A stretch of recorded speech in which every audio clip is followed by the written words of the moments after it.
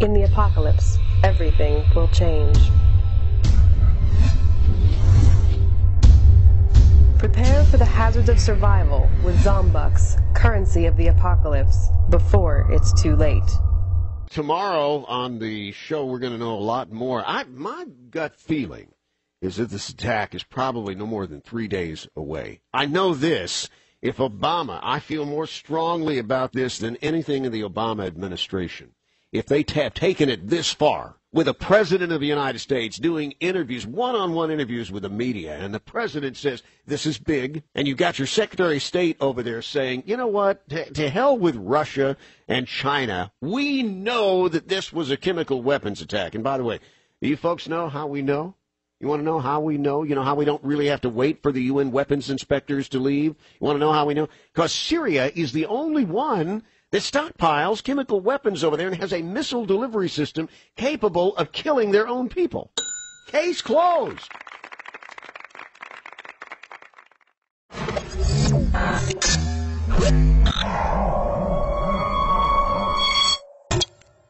July of 1995, more than 8,000 Bosnian Muslims were allegedly massacred in Srebrenica, Bosnia.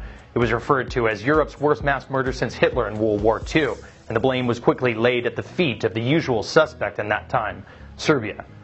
The result was NATO's first no-fly zone, an aerial bombardment in the invasion of over 60,000 troops under United Nations command. The Bosnian invasion was predicated on the assumption that Srebrenica was a result of ethnic cleansing at the hands of Bosnian Serbs seeking unification with Serbia. The only problem was women and children were evidently put on buses and allowed to flee. When the graves were exhumed and the bodies examined, mostly men of fighting age were found, and the 8,000 was thereafter reduced to some 2,000, of which were purportedly killed in separate skirmishes during the waning tensions of the infamous siege of Srebrenica. It took over a decade for the UN's International Court of Justice to get around to exonerating Serbia of the massacre. In February of this year, 2013, Momcilo Perisic, a Serbian general sentenced to 27 years, was also acquitted on appeal for his role in Srebrenica, as the blame, according to some reports, was ironically for many placed squarely on the Croat commander. But of course, the damage was done. So goes the fog of war. Nearly 20 years later, NATO's shadow looms large over the region, having extended its reach as far as Turkey. And on August 21st, 2013, almost a year exactly after President Barack Obama gave his red line speech regarding chemical weapons use, Syria's Ghouta region along the Jordanian border suffered a series of chemical attacks. The death toll ranges from just over 300 to nearly 1,800, as pictures and video of dying children and their mass graves went viral last week. The road to Damascus along this southern flank has been inundated with al-Qaeda-affiliated insurgents crossing the porous border from Jordan, a key ally like Turkey to the north, in what has been a slow and steady buildup of U.S. and NATO forces for the last 18 months. The attacks came on the heels of the Syrian government's newest offensive, part of a larger and thus far highly successful campaign to recapture control of occupied areas. Interestingly enough, a UN convoy charged with investigating chemical weapons use in Syria arrived just days earlier. Why President Bashar al-Assad of Syria would choose the proximity and arrival of UN inspectors to attack with weapons of mass destruction is a clear point of contention.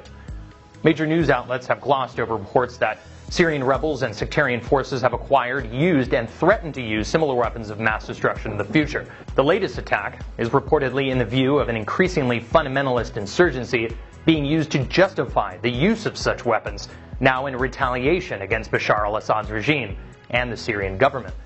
The mainstream media has also refused to report on deep state movements. As early as March of 2012, the Brookings Institute, a neoconservative think tank with extensive ties to Washington intelligence circles and policymakers, in a report titled Saving Syria, Assessing Options for Regime Change, detailed how a humanitarian crisis could be cited as justification for an attack, a casus belli for humanitarian intervention in Syria. Interestingly enough, on January 26th of this year, Cyberwar News reported that hackers allegedly uncovered evidence that Britain, a British defense contractor, was approached by Qatar at the behest of Washington to frame the Assad government with the chemical attack. 3 days later, on January 29th, British newspaper The Daily Mail ran the article titled U.S.-backed plan to launch chemical attack on Syria and blame it on Assad regime was posted. but it was immediately removed from circulation and from the Daily Mail's archives as well, although we've provided the screen capture in the links below. Obviously, there was pressure to remove the damning report.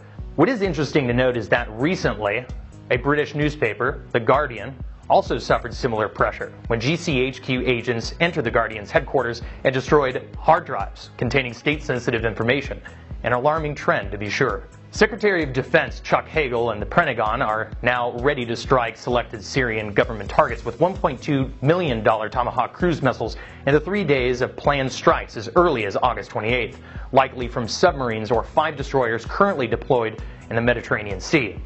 Iran, obliged to a mutual defense pact with Syria, threatens that any strike on Syria will result in a subsequent first strike on Israel itself, begging the question, whose interests did the attacks in Ghouta serve? According to Foreign Secretary of Syria, Israel's, as half of the developed world rushes to the western edge of Asia with overwhelming force and a mirage of international credibility.